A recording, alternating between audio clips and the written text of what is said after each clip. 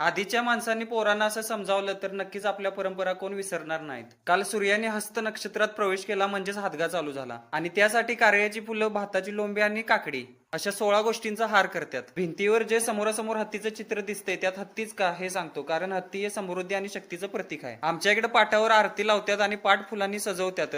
आपल्या कोल्हापूर साईडला हादगा तर बाकीच्या ठिकाणी भोंडला म्हणतात. प्रत्येकाच्या परंपरा वेगळ्या आहेत पण त्या जपल्या पाहिजेत. आता ह्यो हादगा खेळ खेळतात कसं तर असं. व्हिडिओ आहे अजून आधी अकाउंटला फॉलो करा.